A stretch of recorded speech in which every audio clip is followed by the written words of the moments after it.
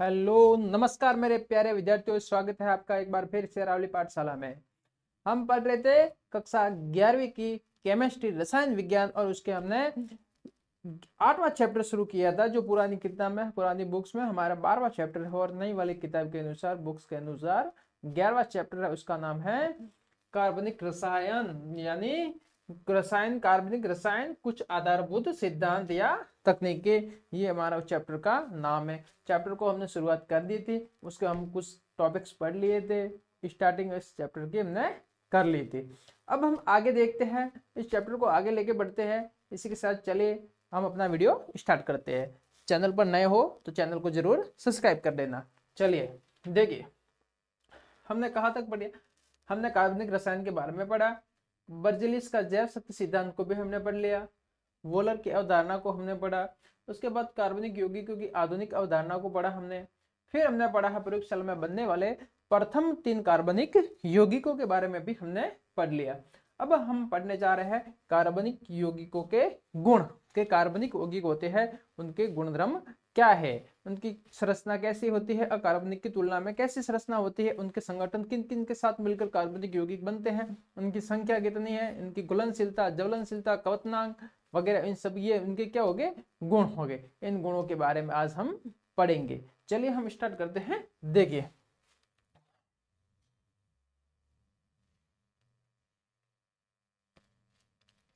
चलिए यहां से हम स्टार्ट करते हैं कार्बनिक यौगिकों के गुण। चलिए हम हेडिंग डाल देते हैं कार्बनिक यौगिकों के गुण, लिखते हैं यहाँ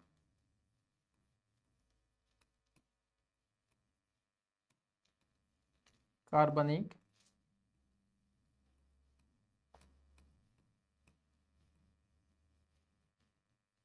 यौगिकों के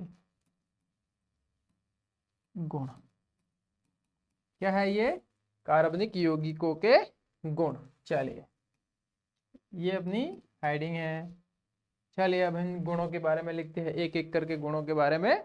सभी गुणों को आप विस्तार से पढ़ेंगे। चलिए देखते हैं पहला गुण। पहला गुण अपन लिखते हैं, पहला गुण है संगठन।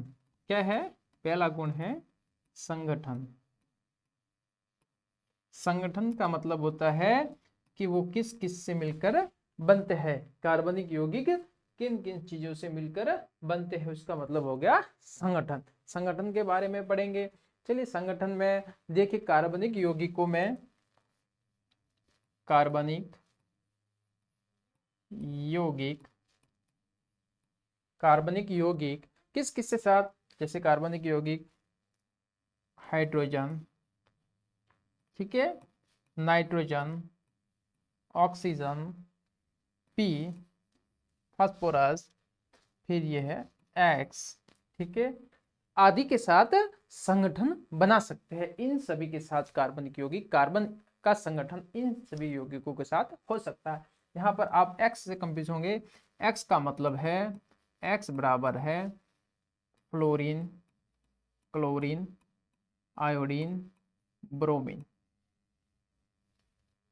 ठीक है, बी आर, इस प्रकार से लिख सकते हैं। ठीक है, यहां से अगर आपको नहीं दिख रहा है तो मैं इस थोड़ा सा इसको यहाँ से हटा देता। देखिए यहाँ से इसको ड्रॉ साफ कर दिया है। यहाँ पर देखिए x का मतलब होता है,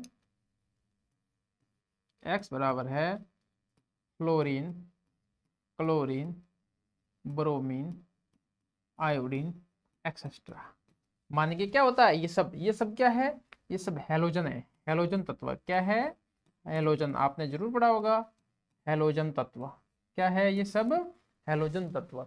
ये एक्स का मतलब होता है इन हैलोजन तत्वों के साथ कार्बन अपना रासायनिक संगठन बना सकता है। ठीक है, इनके साथ मिलकर वो यौगिक का निर्माण करता है। आया समझ में यहाँ तक? पहला पॉइंट उम्मीद करते हैं सबको समझ में आ रहा होगा, पहला पॉइंट। ठीक है, चलिए अब हम देखते हैं दूसरा पॉइंट। दूसरा पॉइंट अपने यहाँ है, कार्बन का पहला गुण पढ़ा अपन ने कार्बनिक यौगिक का। दूसरा गुण है इसकी संख्या। क्या है? संख्या, कि भाई वो संख्या बलों में कार्बनिक यौगिक कितने होते हैं, संख्या कितनी होती है इनकी लगभग। चलो हम बता देते हैं आपके संख्या। चलिए कार्बनिक यौगिकों के बारे में, संख्या के बारे में पढ़ना है तो 5 लाख होती है। कितनी होती है? लगभग 5 लाख। 5 लाख कार्बनिक यौगिक है, यौगिक है। ठीक है, समझ में आया? कुल यौगिकों का लगभग 90%, कुल जितने यौगिक बना हुए कंपाउंड, जितने भी कंपाउंड है विद्यमान, उसमें लगभग 90% है वो कार्बनिक यौगिक है। क्या है? कार्बनिक यौगिक है यहाँ पर।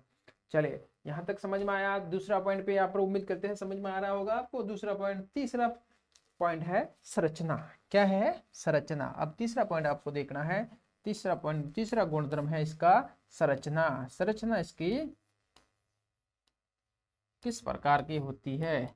तो इसकी संरचना होती है, कार्बनिक यौगिक की संरचना होती है वो अकार्बनिक यौगिकों की तुलना में जटिल होती है, मतलब कॉम्प्लेक्स होती है, थोड़ी जटिल संरचना बनती है इसकी। देखिए,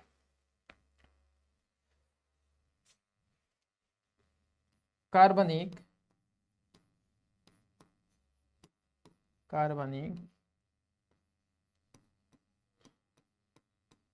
यौगिकों की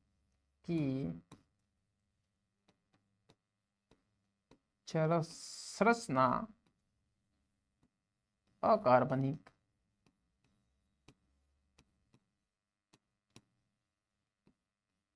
अकार्बनिक की तुलना में जटिल होती है। कैसी होती है? जटिल होती है। ठीक है, सिंपल नहीं होती है, कार्बनिक की तुलना में कैसी? जटिल हो जाती है संरचना। उम्मीद करते हैं समझ में आ रहा होगा आपको बढ़िया से। अब हम लिखेंगे इसका चौथा पॉइंट। चौथा पॉइंट है कि भाई इसमें गुणों में है परिवर्तन, गुणों में भिन्नता, अलग अलग गुण दर्शाते हैं। तो गुणों में परिवर्तन, गुणों में भिन्नता का क्या कारण होता है कार्बनिक यौगिकों का? चलिए इसके बारे में लिख देते हैं। देखिए, चौथा पॉइंट लिखेंगे यहाँ, गुणों में भिन्नता।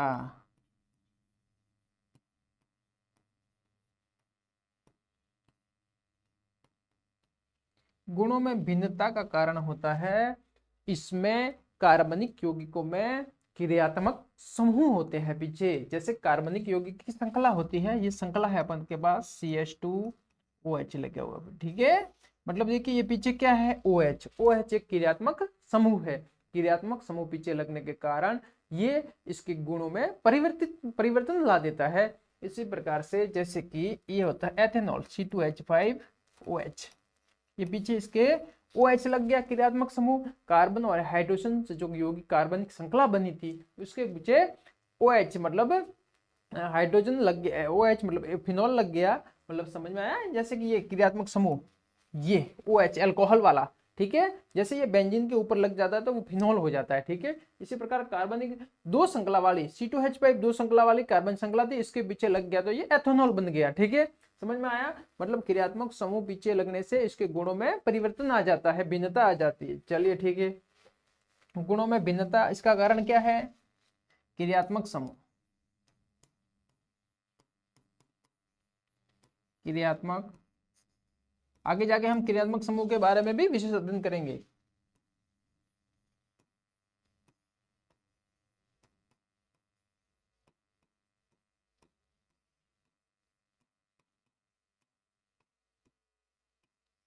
क्रियात्मक समूह के कारण क्या होती है? भिन्नता होती है। यहां तक कंसेप्ट समझ में आया बढ़िया से? किसी को किसी प्रकार का डाउट? चलिए इसको नोट डाउन कर लीजिएगा। अब आगे देखिए इसका गुण नंबर 5वां। ठीक है, देखिए अब आगे देखते हैं हम। चलिए आगे देख लेते हैं। देखिए, हमने यहां तक कहा था कि कितने पॉइंट पढ़े? 4 पॉइंट। अब हम पढ़ेंगे 5वां पॉइंट देखेंगे इसकी। ठीक है, 5वां पॉइंट में देखिए, देखिए 5वां पॉइंट है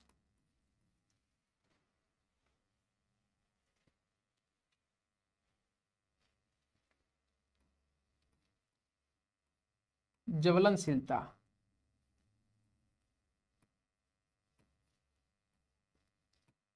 क्या होता है?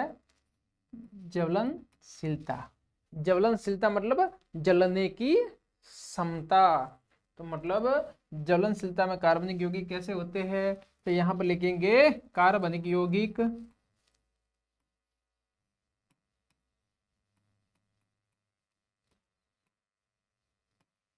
यौगिक अधिक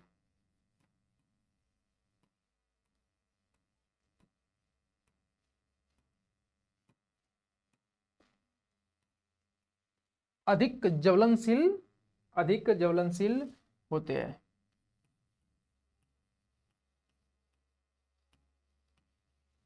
अधिक ज्वलनशील होते हैं कार्बनिक यौगिक। और क्यों ज्वलनशील होते हैं? कार्बन की उपस्थिति के कारण। कार्बन कार्बन की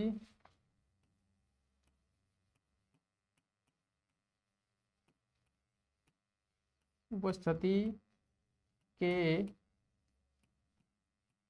कारण अधिक ज्वलनशील।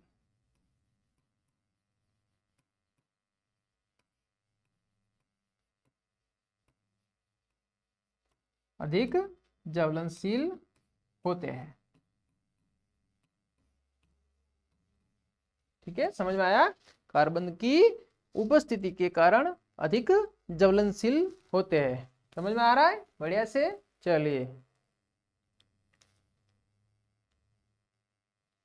ठीक है, चलिए देखते रहिए। आगे देखिए, अब अगला वाला पॉइंट अपने, अगला वाला पॉइंट क्या है?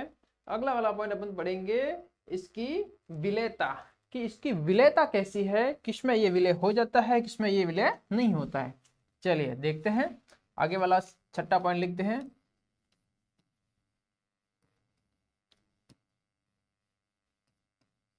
विलेयता का मतलब होता है घुलना, मतलब कि कार्बनिक यौगिक को अगर आप किसमें घोलोगे तो घुल जाएंगे। इसका चलिए यहां देखते हैं। ये जल में, जल में अघुलनशील होते हैं। कैसे होते हैं? जल में अघुलनशील, जल में अघुलनशील होते हैं, परंतु के अध्रुवीय,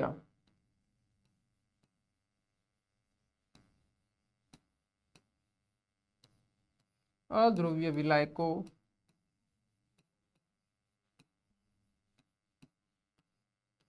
विलायकों, अध्रुवीय विलायकों में घुलनशील, घुलनशील होते हैं। क्योंकि, कारण भी आप लिख देना, क्योंकि कारण में है, क्योंकि अधिकतर कार्बनिक, सभी कार्बनिक यौगिकों में लगभग सहसंयोजक बंध पाए जाते हैं, इलेक्ट्रॉन की साझेदारी से बंध बनते हैं, इसीलिए क्योंकि इनमें सहसंयोजक, सहसंयोजक समझते हो, इलेक्ट्रॉनों की साझेदारी से जो बंध बनते हैं, सहसंयोजक बंध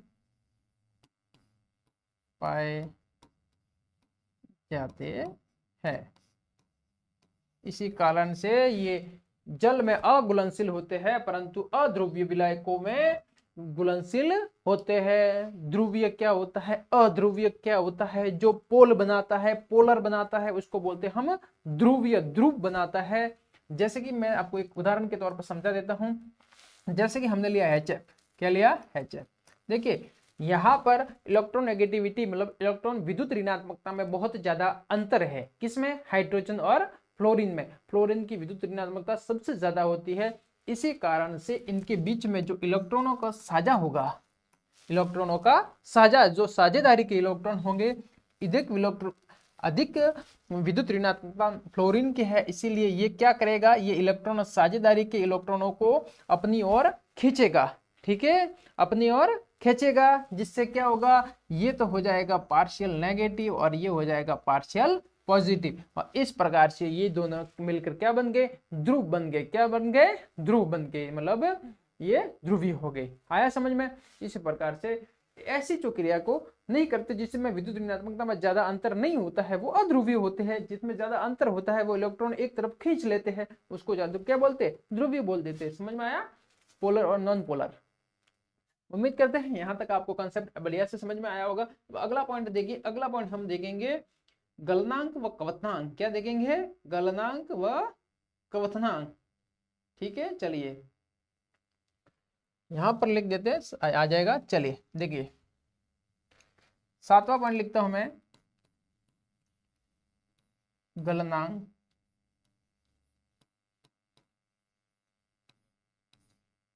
व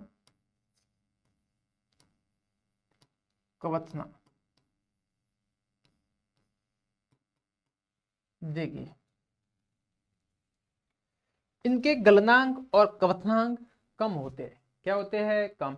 साझेदारी से बनते हैं, इसमें बंद साझेदारी के बंद होते हैं, बंद बीचों बीच होते हैं, बंद आयनिक बंद बनते हैं। जिसमें आयनिक में क्या होता है, एक पूरा दो आयन होते हैं वो आपस में जुड़ते हैं, एक प्लस वाला होता है एक माइनस वाला होता है। जैसे NaCl, Na प्लस वाला है, Cl माइनस वाला, एक दूसरे को टाइटली वो बंद बनाते हैं, टाइटली उसको बांध के रखते हैं, इसलिए वो ज्यादा मजबूत बंध बनते हैं, आयनिक बंध मजबूत होते हैं। जबकि सहसंयोजक बंध में साझेदारी के इलेक्ट्रॉन होते हैं, उसमें इलेक्ट्रॉनों का मध्य में साझेदारी होती है दोनों की तरफ से, इसलिए वो इतने मजबूत नहीं बनते हैं, थोड़े कमजोर होते हैं आयनिक बंध की तुलना में। तो इसलिए इनका गलनांक जो कमजोर होगा उसको जल्दी से गाल सकते हैं, उसको जल्दी से उबाल सकते हैं। इसका मतलब इनके बंध क्या होंगे, कमजोर होंगे, मतलब गलनांक और क्वथनांक भी कम होगा। ठीक है, चलिए लिखते हैं यहां पर इनका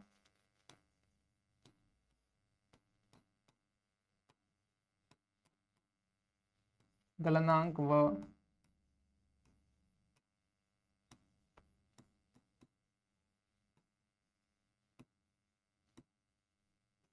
कम होगा क्योंकि सहसंयोजक बंध बनते हैं।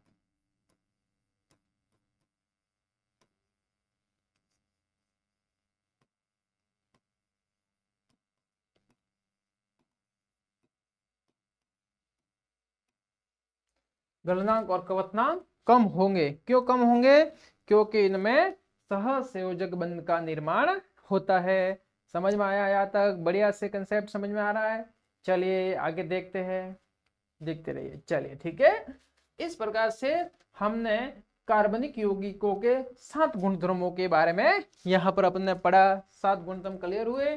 अब हम आगे पढ़ते हैं, कार्बनिक यौगिक और अकार्बनिक यौगिकों में अंतर पढ़ते हैं। क्या पढ़ते हैं, कार्बनिक और अकार्बनिक यौगिकों में अंतर पढ़ेंगे कि उन दोनों में क्या अंतर होता है। चलिए इसको अच्छे से नोट डाउन कर लीजिएगा। अब देखिए आगे आगे बढ़ते हैं। चलिए चलिए कार्बनिक यौगिकों में अंतर अंतर करना है। चलिए अंतर लिखना है, तो देखिए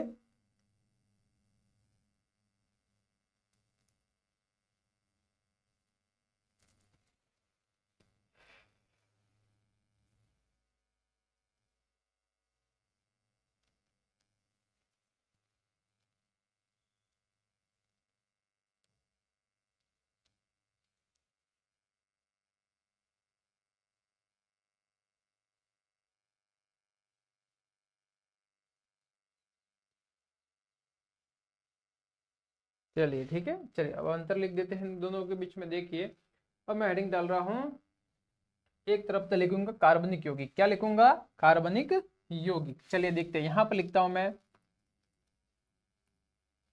कार्बनिक। ये प्रश्न भी आपके परीक्षा में डायरेक्ट आ सकता है, कार्बनिक और अकार्बनिक यौगिकों में अंतर। यहाँ पर मैंने लिखा कार्बनिक यौगिक और यहाँ पर मैं लिख रहा हूं अकार्बनिक यौगिक।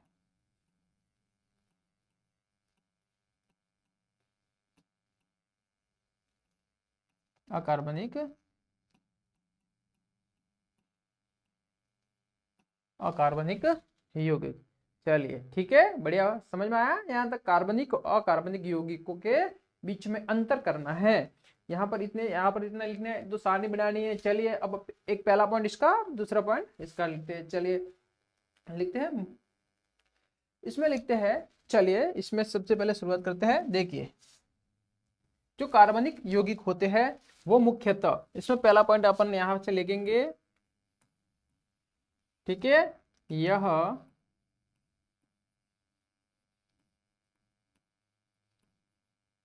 मुख्यतः कार्बन व हाइड्रोजन से बनते हैं। मुख्यतः मतलब फिक्स नहीं है कि इससे ही बनते हैं, मुख्यतः अधिकतर इससे ही बनते हैं, ठीक है। चलिए अब अकार्बनिक यौगिकों में लिखेंगे अपन किसी भी तत्व के हो सकते हैं। देखिए चलिए ये क्या, यह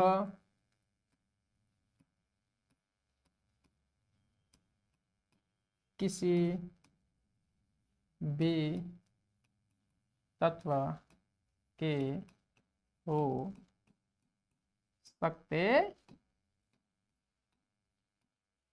किसी भी तत्व के हो सकते हैं। पहला पॉइंट समझ में आया, क्लियर। अब हम यहां से दूसरा पॉइंट लिखेंगे। चलिए दूसरा पॉइंट लिखते हैं, कोई भी तत्व हो सकते हैं, ठीक है। इसमें लिखा किसी भी तत्व से हो सकते हैं, कार्बनिक यौगिकों का निर्माण अपन किसी भी तत्व से कर सकते हैं, ठीक है। चलिए देखिए यहां पर लिखेंगे कार्बन के अतिरिक्त, और क्या क्या कार्बनिक यौगिकों में, कार्बन के अतिरिक्त, कार्बन के अतिरिक्त कार्बनिक यौगिकों में कार्बन के अतिरिक्त हाइड्रोजन, नाइट्रोजन, ऑक्सीजन, ठीक है, फास्फोरस, फिर ये X मतलब हेलोजन तत्व, हेलोजन तत्व भी हो सकते हैं। इसमें अपन लिखेंगे कोई भी तत्व हो सकता है, कोई भी तत्व हो सकता, कोई भी तत्व हो सकता है। इस प्रकार से ये इसमें दूसरा डिफरेंस आ गया, ठीक है। समझ में आया, ये दो डिफरेंस, दो अंतर समझ में आए। तीसरा अंतर लिखिए, देखिए इनकी इनकी संरचना, संरचना जटिल होती है। कैसी होती है, जटिल होती है, ठीक है। इसमें लिखेंगे इनकी संरचना कार्बनिक यौगिक की तुलना, कार्बनिक यौगिक की तुलना में कम जटिल होती है, होती है। इनमें तीसरा अंतर आ गया अपने पास। चलिए ठीक है, अब चौथा पॉइंट है गुण। गुणों में देखिए, गुण, इनमें गुण किसके ऊपर निर्भर करते हैं, मैंने आपको बताया था इसके गुणों में, इनके मेन गुण किसके ऊपर निर्भर करते हैं, इनके गुण क्रियात्मक, क्रियात्मक समूहों पर निर्भर करते हैं। इनमें गुण किसके ऊपर निर्भर करते हैं, क्रियात्मक समूह के ऊपर निर्भर करते हैं इनके गुण, ठीक है। अब इसमें अकार्बनिक यौगिकों में ऐसी कोई व्यवस्था नहीं होती कि क्रियात्मक समूह वगैरह कोई नहीं होता है। इनमें इस प्रकार की कोई व्यवस्था नहीं होती है। चलिए कितने गुण आ गए, कितने डिफरेंस आ गए, 4, ठीक है। चलिए अब आगे देखिए, आगे देखते हैं बंध। क्या देखेंगे, बंध। बंद कैसे होते हैं देखिए, तो बंद इसमें देखिए आपको पता ही होगा, मैंने बंद बताया है कि कार्बनिक यौगिक में बंद कैसे होते हैं। बंद बंद कैसे होते हैं, सहसंयोजक बंद होते हैं। कैसे होते हैं, सहसंयोजक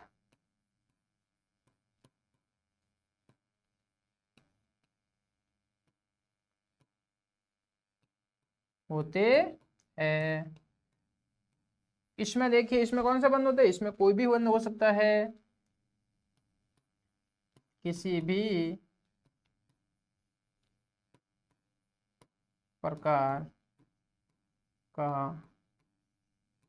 बंद हो सकता है। इसमें किसी भी प्रकार का बंद हो सकता है। चलिए, बंद हो गया, किसी भी प्रकार का बंद हो सकता है। अब देखिए छठा पॉइंट लिख देते हैं यहाँ पर, गलनांक। ठीक है, गलनांक व कवथनांक।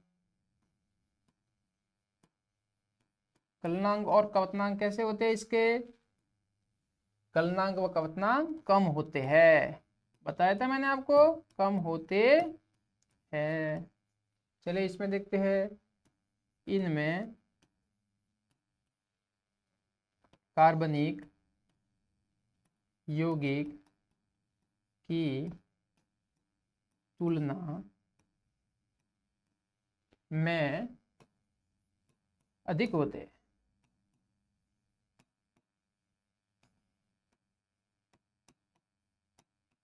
तुलना में अधिक होते हैं।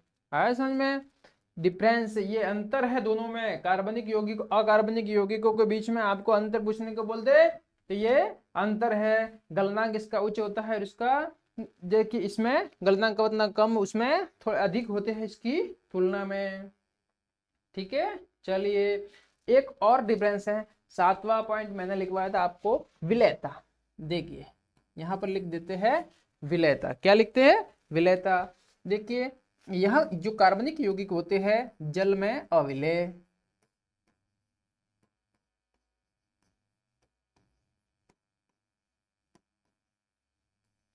जल में अविलेय व अध्रुवीय,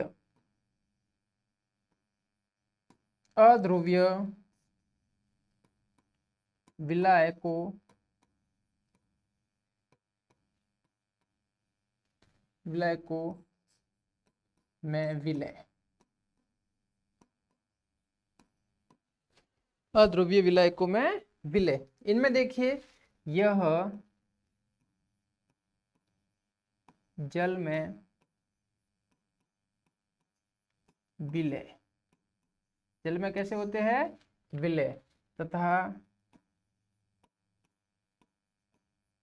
अध्रुवीय विलायकों में अविलय होते हैं।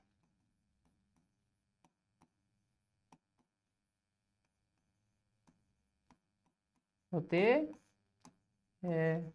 इस प्रकार से इस पूरी फ्रेम में आपके सभी पूरा उत्तर आ गया। चलिए समझ में आया यहाँ तक, बढ़िया से। चलिए ठीक है, देखिए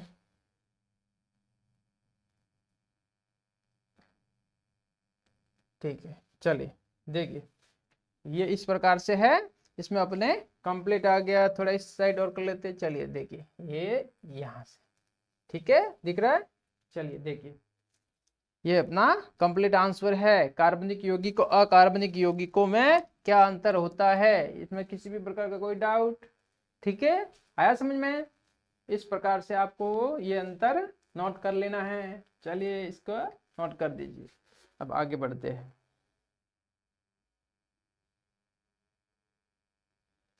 अब हम देखेंगे संकरण के बारे में। क्या देखेंगे, संकरण के बारे में, कि कार्बनिक यौगिक है, जैसे कि कार्बन है, कार्बन से संबंधित आपको इस पार्ट में पढ़ना है। तो कार्बन के ऊपर किस किस प्रकार के संकरण पाए जाते हैं, संकरण के अपन संकरण के बारे में पढ़ेंगे। फिर हम आपको संकरण की कोई शॉर्ट ट्रिक भी बताएंगे कि डबल बॉन्डेड कार्बन है, ट्रिपल बॉन्डेड कार्बन है, उसमें आपको संकरण को कैसे ज्ञात करना है। इस प्रकार की जो हम आगे का वीडियो लेके आएंगे उसमें आपको बताएंगे। बहुत ही शानदार वीडियो होगा। अगर ये वीडियो आपको अच्छा लगा हो, आप इसके नोट्स भी बना सकते हो। अगर वीडियो आपको अच्छा लगा हो तो ज़्यादा से ज़्यादा शेयर कीजिए। धन्यवाद।